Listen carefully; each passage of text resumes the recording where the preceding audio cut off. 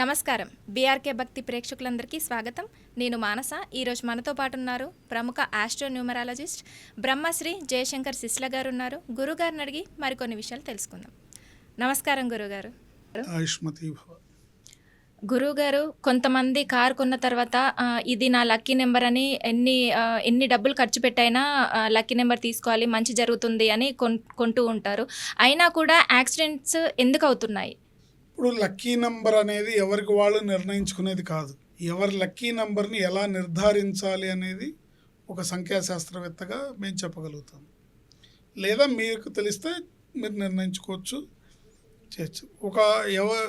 ఎవరికైనా సరే lucky number అనే దాన్ని ఎట్లా నిర్ధారిస్తాము అంటే వాళ్ళ పుట్టిన తేదీని బట్టి, వాళ్ళు ఏ నెంబర్లో పుట్టారో, ఏ తేదీలో పుట్టారో దాన్ని బట్టి వాళ్ళ బర్త్ నెంబర్ అంటారు. దాన్ని పుట్టిన తేదీ, పుట్టిన నెల రెండు కలిపితే వచ్చేదాన్ని లక్కీ నెంబర్ అంటాం. పుట్టిన తేదీ, పుట్టిన నెల, పుట్టిన సంవత్సరం మొత్తం కూడితే వచ్చేదాన్ని డెస్టినీ నెంబర్ అంటాం. ఇలా నెంబర్స్ డిఫరెంట్గా ఉంటాయి. ఈ నెంబర్స్ మనం అనుకునే విధంగా మనం ఒక నెంబర్ లక్కీ నెంబర్ అనుకున్నంత మాత్రాన మనకు అది లక్కీ నెంబర్ అవ్వదు. ఓకే, తెలుసుకొని చేసుకోవాలి.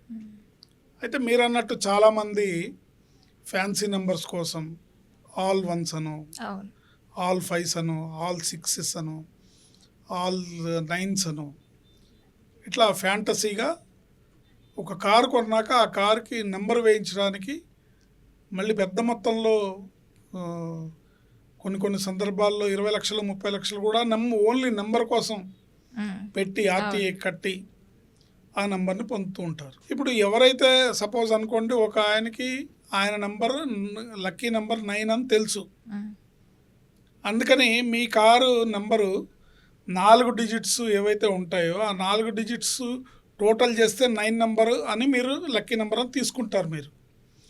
కానీ ఒక కార్ నెంబర్ని మనం లెక్కేసేటప్పుడు ఈ 4 డిజిట్లు కూడితే మాత్రమే సరిపోదు. దానికి ముందు రిజిస్ట్రేషన్ నెంబర్ కూడా ఉంటుంది కదా, సిరీస్ నెంబరు, ఏరియా నెంబరు, రాష్ట్రం నెంబరు. ఇప్పుడు మన తెలంగాణలో ఉన్నాము, టీజీ పక్కన ఏఆర్టీ ఆఫీస్ అయితే దాని నెంబర్ ఉంటుంది 09 TG 09. దాని పక్కన సిరీస్ ఉంటుంది ఈఎఫ్ అని. దాని పక్కన 4 డిజిట్స్ నెంబర్లు ఉంటాయి. మీరేం చేస్తున్నారు, ఈ 4 డిజిట్స్ని మాత్రమే కూడుతున్నారు.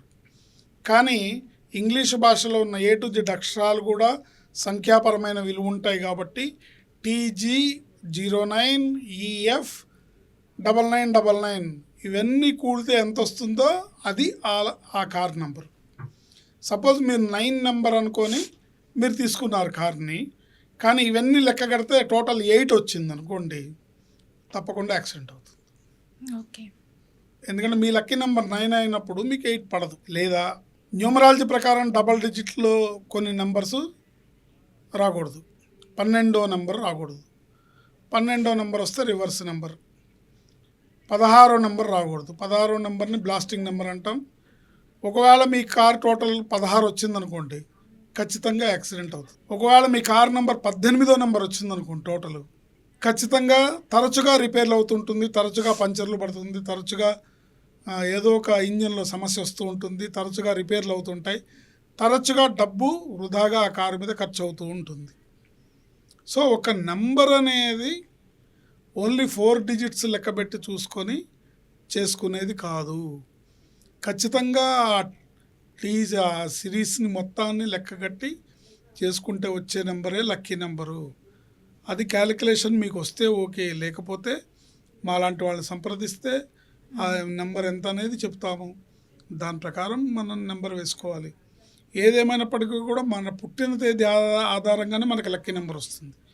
అంటే కొన్ని సందర్భాల్లో ఏదో కలిసి వచ్చిందని 9వ తారీఖే పెళ్ళయింది, 9వ తారీఖే నాకు పిల్లాడు పుట్టాడు అంటే కొన్ని సంఘటనల ఆధారంగా ఇదే నా లక్కీ నెంబర్ అని నిర్ధారించుకోకూడదు. మన పుట్టిన తేదీలో ఉన్న నెంబర్ని విశ్లేషిస్తే వచ్చే లక్కీ నెంబరే మనకి రియల్గా లక్కీ నెంబర్. దాని ప్రకారమే మనం కార్ నెంబర్ అయినా, ఇంటి నెంబర్ అయినా, ఫోన్ నెంబర్ అయినా మనం తీసుకోవాలి. అలా చేసుకోవడం ద్వారా మాత్రమే మనం సేఫ్ జోన్లో ఉంటాం. కారు నెంబర్ మీకు తెలియక మీకు 9 టోటల్ లక్కీ నెంబర్ అని చెప్పి మీరు 9 తీసుకునే ప్రాసెస్లో మీ కార్ నెంబర్ టోటల్గా 18 వచ్చిందంటే ఆ కారు తరచుగా రిపేర్లకు గురవుతూ ఉంటుంది, ఆ కారు తరచుగా యాక్సిడెంట్లు అవుతూ ఉంటాయి, ఆ కారు తరచుగా ట్రబుల్స్కి గురవుతూ ఉంటుంది, ఆ కారు వల్ల డబ్బులు విపరీతంగా ఖర్చు అవుతాయి. అదే ఆ కారు నెంబర్లో 16వ నెంబర్ ఉంటే ఖచ్చితంగా యాక్సిడెంట్లు అవుతాయి. సో ఇక్కడ ఆల్ నైన్స్ ఉన్నా కూడా అది కాపాడలేదు. టోటల్ అందులో ఉన్న నెంబర్ ఏ నెంబరో ఆ నెంబరే పనిచేస్తుంది. చూసుకొని చేసుకోవడం ద్వారా మనం అదృష్టవంతులం అవుతాం. ఇలాంటి బ్యాడ్ ఇన్సిడెంట్స్, ఇప్పుడు యాక్సిడెంట్ అనేది క్షణంలో మన ప్రాణాలు కూడా పోతాయి కదా అవును. కదా తర్వాత కష్టపడి సంపాదించిన డబ్బు తరచుగా రిపేర్లు అవుతూ ఉండి తరచుగా మనని ఆ వాహనం మనని రోడ్డు మీద ఇబ్బంది పెడుతుంది అంటే మన టైము, మన డబ్బులు, కష్టం ఇవన్నీ కూడా వృధా అవుతాయి.